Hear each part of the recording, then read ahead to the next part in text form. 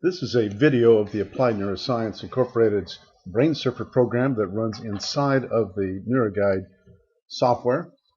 In this case, we're looking at a surface projection of sources of the EEG onto the neocortical surface in a patient with right hemisphere damage. The red colors indicate 2 standard deviations or more of deviant electrical activity with respect to a normal population, age-matched normal population in the dorsal attention network.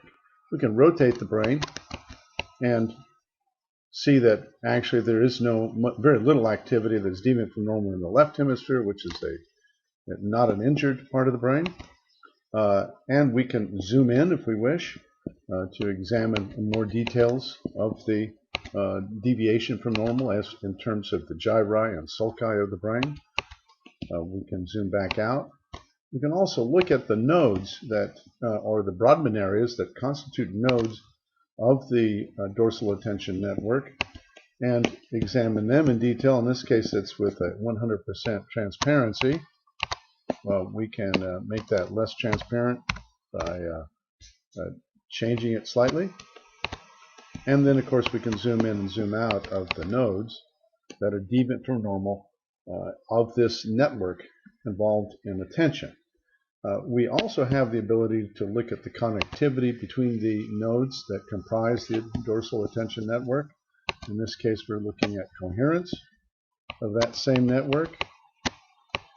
And we can also, of course, zoom in on that network as well and evaluate it in greater detail. The goal here in biofeedback is for the patient to make that network equal to white color, so it's within the range of the normal population and it's not deviant. Here we isolate the dorsal attention network by itself and bring back the brain if we wish, and also then go back to the surface to evaluate again the projection of the sources of the EEG onto the cortical surface. We can also select different networks in the brain, including the addiction network, the anxiety network, the default mode network, the mood network, pain network, pleasure network, schizophrenia network, working memory, the interconnectivity networks, Hagman hubs, and other networks that are available. Here's an example of the default network in this patient, where we now have a projection onto the cortical surface. Again, the left hemisphere is normal. Right hemisphere, where the injury to the brain occurred, is deviant from normal. We can go in and look at the nodes if we wish.